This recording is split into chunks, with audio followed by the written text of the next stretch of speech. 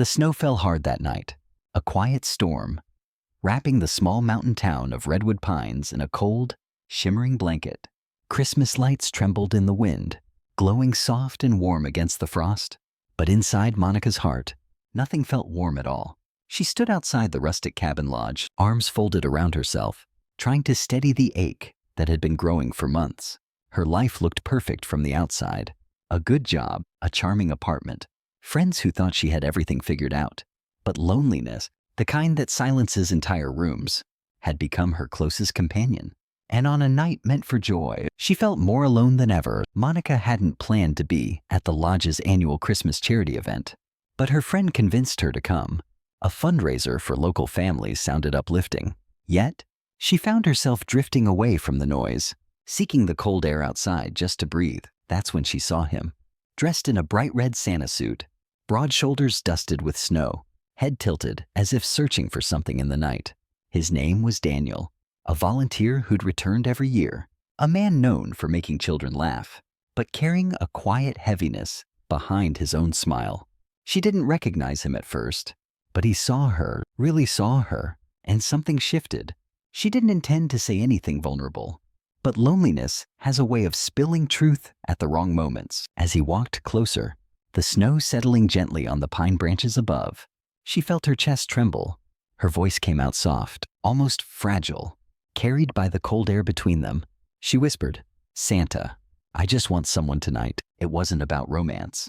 It wasn't about desire, not in the way one might think. She just didn't want to spend another Christmas feeling invisible. Daniel didn't laugh, didn't judge, didn't flinch. Instead, he gave the warmest, gentlest smile, one that seemed to melt the snow around her more effectively than the icy wind could ever freeze. "Then," he said softly, "you found the right Santa?" Those words stayed with her deeper than she expected. He offered his hand, not as a stranger in a costume, but as someone who understood what it meant to long for connection in a noisy world. When she placed her hand in his, a strange sense of comfort washed through her, as if the night itself had been waiting for this moment. His skin was warm, a steady anchor in the cold. Inside the lodge, the lights glowed golden, the trees sparkled with red ornaments, and the room buzzed with families laughing near the fireplace. Daniel walked with her through the crowds, his presence a comforting shield. She felt the subtle brush of his arm against hers, a fleeting contact that sent a shiver, not of cold, but of unexpected awareness. Through her, he guided her gently, introducing her to volunteers, giving her a purpose she didn't know she needed. He didn't force conversation. He just stayed beside her, a steady presence, his warmth a quiet invitation. Monica felt something thawing inside, something she hadn't felt in years, the feeling of not being alone. As the evening carried on, she noticed how people lit up when Daniel approached. Children ran to him, tugging at his Santa coat, giggling as he hoisted them into the air. Older volunteers hugged him like he was family. You could feel his warmth from across the room. Yet Monica sensed a hidden weight in his eyes when he thought no one was watching, a shadow that intrigued her. Later, when the event slowed and the music softened, they stepped outside again. The snow had grown thicker, blanketing the ground in silence. Monica stared at the sky, then at Daniel, feeling the courage to finally ask, "Why do you still look sad when everyone else sees you as the happiest guy here?" Daniel paused long enough that she thought he wouldn't answer. The silence stretched, filled only by the whisper of the falling snow. Before he told her his mother had passed away 2 Christmases ago, she was the one who invited him every year to volunteer. "I come back because this was her favorite place," he said quietly, his voice a low thrum that resonated in the cold air. "I pretend to be strong so the kids don't see the truth, but holidays? They hurt more now." Monica felt her heart tighten. Pain recognizes pain. And suddenly, she understood him more than she'd expected. "I'm sorry," she whispered. "I know how that feels, losing someone, losing parts of yourself with them." He looked at her with a flicker of surprise. Then something softened between them, an unspoken bond formed by grief, loneliness, and the desperate hope that maybe life wasn't done giving them reasons to keep going. The night grew colder, but neither stepped away. They stood close, the space between them shrinking, a subtle current passing between their shared vulnerability.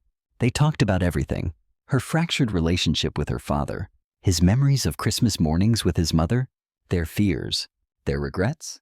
Their wishes. Not once did it feel forced. It felt like two lost souls finding warmth in the middle of a winter storm. There was a moment when Monica shivered, and Daniel, without a thought, leaned in, his body momentarily shielding her from the wind. The fleeting intimacy was electric, a small spark of connection that lingered in the chill. As the event wrapped up, Daniel walked Monica toward her car, but before she opened the door, she hesitated. "Thank you," she said, her eyes glossy, catching the faint reflection of the lodge lights. "I didn't realize how much I needed someone to talk to tonight."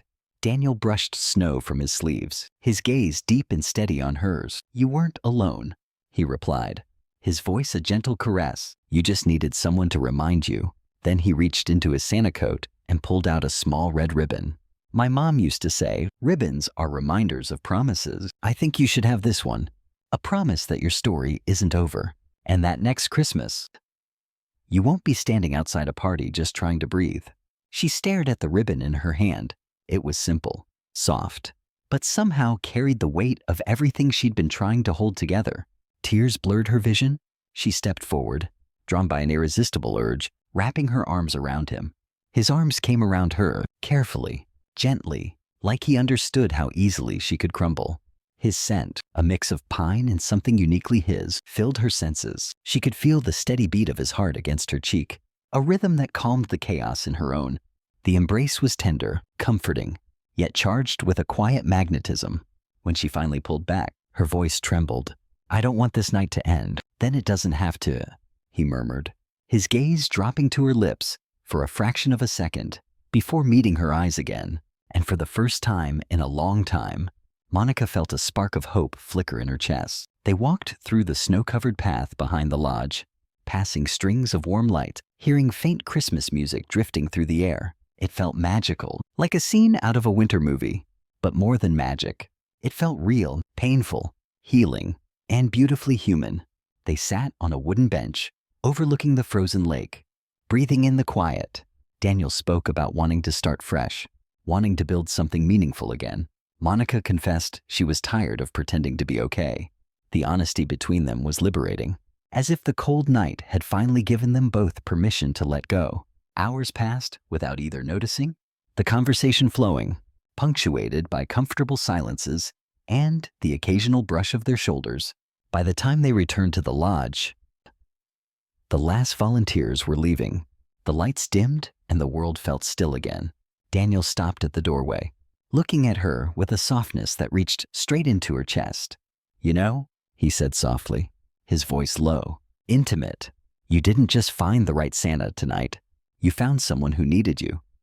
Too. Monica felt her breath catch, and for the first time in years, Christmas didn't feel like a reminder of everything she'd lost. It felt like the beginning of something new, a delicate bloom in the winter chill. Monica left that night with more than a ribbon. She left with a warmth she thought she'd forgotten, a connection she never expected, and a hope she wasn't ready to let go of. And as she drove through the falling snow, she realized something powerful.